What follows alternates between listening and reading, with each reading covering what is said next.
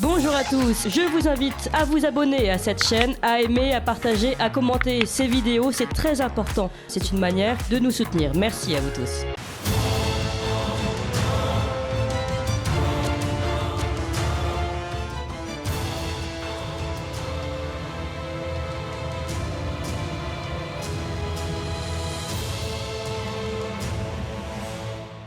Bonjour Sophie Mageran. Bonjour Corentin. Alors aujourd'hui, vous nous emmenez en Algérie, voyage en Algérie sur les pas de Charles de Foucault avec vous, Sophie, du mercredi 15 au 25 novembre 2023, 11 jours, 10 nuits. Oui, c'est un très joli parcours là qui est proposé donc au mois de novembre, qui est sans doute l'une des meilleures saisons pour découvrir le Grand Erg occidental, le Sahara et également la région de Tamanrasset, sur les pas de Charles de Foucault, de Saint Charles de Foucault, puisqu'il a été canonisé il y a un peu plus d'un an maintenant, c'était mi-mai 2022.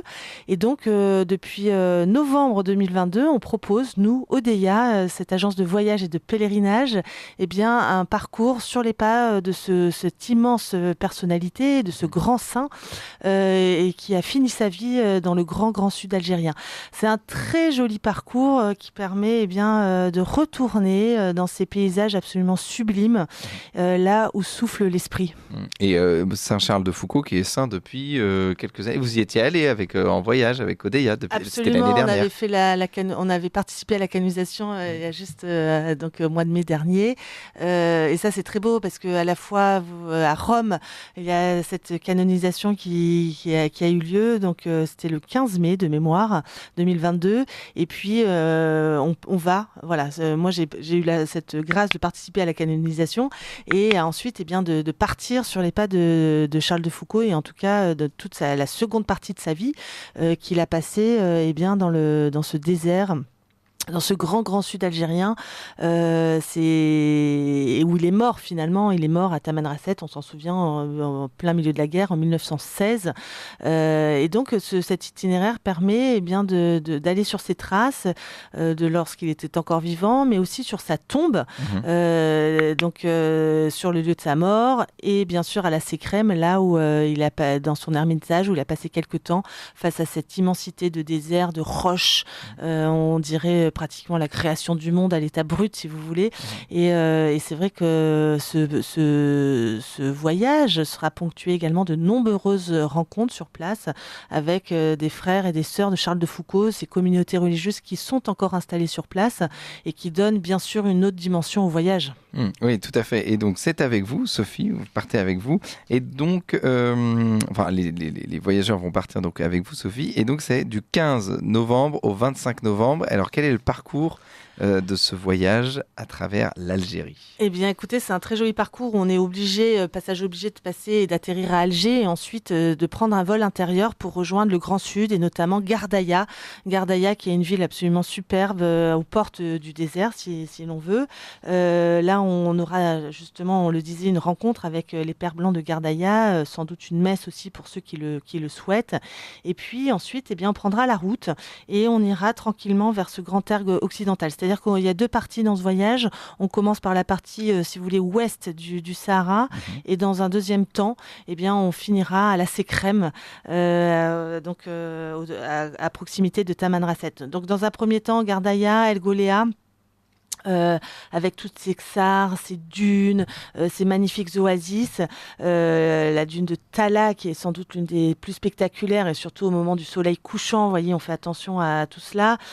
Pour ceux qui connaissent aussi, nous passerons à Timimoun, qui conserve d'ailleurs l'hôtel Oasis, qui est l'un des plus anciens hôtels, un des plus anciens hôtels d'Algérie.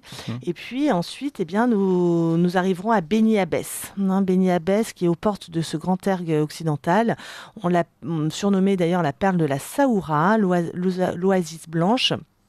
Et c'est là que le 28 octobre 1901, le père de Foucault arrive à Beni Abbès, où l'attend un certain capitaine Regnault qui commande la région, et tous assistent à la première messe du père de Foucault à ce moment-là, le 1er novembre pour la Toussaint.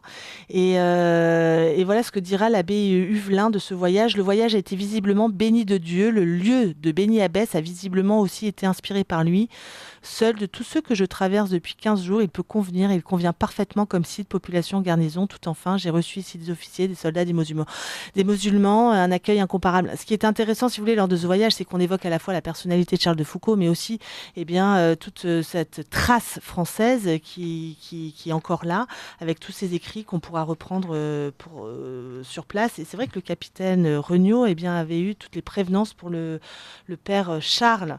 Ensuite, nous continuerons vers Taguit, vers Béchar, bien sûr, et vol intérieur pour reprendre la direction du sud-est cette fois-ci et atterrir à Tamanrasset. Alors Tamanrasset, c'est tout au sud. Voilà, tout au sud-est. Tout au sud-est. À Tamanrasset, de là, si vous voulez, on partira vers cet ermitage du père de Foucault à Lassé-Crème.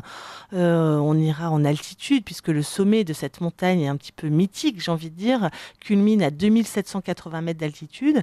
Et c'est la particularité de ce voyage, mais ça ne freine absolument personne et ni les personnes âgées. Finalement, on a été très surpris comme quoi, quand on veut, on peut peut-être. Il y a une nuit en refuge. C'est-à-dire qu'à Lassé-Crème, il n'y a pas d'hôtel, il n'y a pas d'hébergement, entre guillemets, digne de ce nom. Je préfère prévenir les auditeurs de Radio Courtoisie. Mais un refuge où on dort en chambrée, si vous voulez, avec un confort somme toute sommaire, mais bon, il y a quand même des matelas et on est à l'abri, ce qui est important parce que la nuit il peut faire très froid, il fait très froid. Et on assiste au coucher de soleil, au même coucher de soleil que le père de Foucault auquel le père de Foucault a pu assister. On assistera à la messe parce qu'il y a un frère qui est là, une sorte de gardien, si vous voulez, de ce lieu, de cet ermitage. Et le lendemain matin, nous assisterons au lever du soleil qui est tout aussi spectaculaire que le coucher. Et voilà ce que disait le frère Charles à propos de ce sommet de Lassé-Crème. Il y a là-haut une vue merveilleuse, fantastique même. On domine sur un enchevêtrement d'aiguilles sauvages et étranges. Au nord et au sud, rien n'arrête la vue. C'est un beau lieu pour adorer le Créateur. Voilà, donc je pense que nous ferons le même constat et donc si vous voulez, le fait de relire et de suivre la trace du frère Charles, du père Charles, avec tous les écrits qu'il a pu laisser sur place, ça donne une autre dimension, un autre relief et c'est tout l'intérêt finalement de ce voyage. Justement, et c'est l'intérêt aussi de l'agence Odeia, c'est quand il y a une dimension spirituelle, vous allez voir des gens qui ont... Enfin, en tout cas, vous allez au plus près des personnes notamment qui connaissent la spiritualité de Charles de Foucault. Absolument. Alors, c'est un voyage qui n'est pas un pèlerinage, je précise, concernant ce voyage précis. Néanmoins, effectivement, on va rencontrer les communautés des petites sœurs de Charles de Foucault, par exemple, à Tamanrasset, avant de repartir. C'est là où il fut assassiné, donc à Tamanrasset, le 1er décembre 1916. Et le fait de pouvoir échanger, le fait d'avoir ces contacts avec ces communautés religieuses, en l'espèce, là, pour Charles de Foucault, dans le désert du Grand Sud algérien, c'est sûr que ça donne une autre dimension. On est reçus, ils vont nous raconter des choses, leur expérience aussi, leur quotidien actuel en Algérie, c'est aussi intéressant. Donc c'est tout l'intérêt d'un voyage avec Odeia sur les pas de Charles de Foucault au mois de novembre prochain. Alors on rappelle donc sur les pas de Charles de Foucault, voyage en Algérie donc mercredi 15 au samedi 25 novembre 2023. Il y a une spécificité culinaire en Algérie. Oui, alors dans le désert finalement on peut très très bien manger, ça c'est quand même particulier et puis surtout on est bien reçu, c'est le monde des Touaregs et des nomades, il y a quand même un accueil à part de la part de ces populations nomades, donc c'est très beau, c'est très beau. Oui, je précise que l'une des particularités, c'est que bien sûr on passera à El Goléa et nous nous recueillerons sur la tombe de Charles de Foucault qui est donc dans la partie du Grand Erg occidental.